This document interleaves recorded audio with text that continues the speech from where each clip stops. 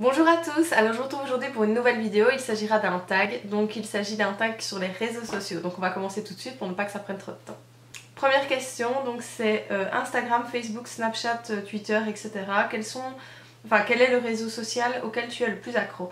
Alors je dirais ma page Facebook clairement, donc je vais dire Facebook en général, même si je suis accro à YouTube, donc clairement voilà, sans YouTube je ne vis plus.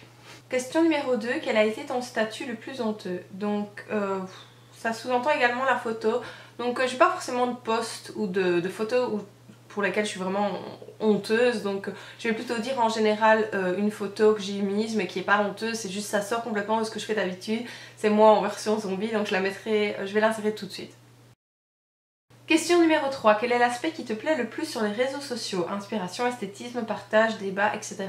Alors clairement c'est le partage, c'est la rencontre des différentes personnes avec qui... des gens que j'aurais jamais eu l'occasion de rencontrer dans la vie quotidienne. Donc clairement c'est l'aspect partage qui me plaît le plus, même si évidemment il y a le côté inspiration et il y a un tas d'autres choses qui me plaisent dans les réseaux sociaux, mais principalement c'est le partage. Question numéro 4. Combien de temps passes-tu par jour à gérer et alimenter tes réseaux sociaux? Alors je sais pas... À gérer et alimenter, je vais dire peut-être une heure ou allez, une heure si je fais vraiment tout rapidement. Maintenant, passer dessus, répondre à des messages, dialoguer avec les gens, voilà, ça je le fais plusieurs heures par jour, je veux dire bien trop, je pense. Voilà, par rapport à mon temps d'écriture, je passe beaucoup plus de temps sur les réseaux sociaux. Donc je pense, si vraiment il fallait dire un chiffre ainsi énorme, ce serait, je sais pas, un minimum 20 heures par semaine, ça c'est sûr et certain. Question numéro 5, le commentaire le plus bizarre que tu aies reçu. Alors j'ai de la chance, j'ai pas de gens bizarres qui me laissent des commentaires bizarres, donc tout va bien. Question numéro 6, dirais-tu que tes réseaux sociaux sont plus orientés pro ou perso? Alors oui, évidemment ils sont orientés pro parce que ben voilà, j'écris et je montre aussi aux gens comment ça se passe l'écriture, qu'il n'y a pas juste voilà, le côté on prend son clavier et boum boum boum on écrit un roman, mais je partage également beaucoup du personnel, donc je poste certaines photos de mes vacances, je parle de mon quotidien, de mes habitudes d'écriture, etc. Et c'est pas uniquement le côté pro et dire publicité et acheter mon livre, c'est pas du tout le cas, donc voilà. Je vais dire que c'est moitié-moitié. Question numéro 7, tu pars sur une île déserte, combien de temps tiens-tu?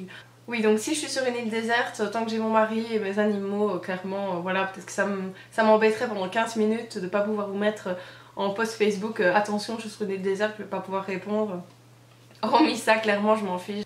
Question numéro 8. Le côté parfait et édulcoré de certains comptes a-t-il un impact sur toi? Alors ça, j'ai pu remarquer en fait sur la toile que ça a un impact fort négatif sur pas mal de gens.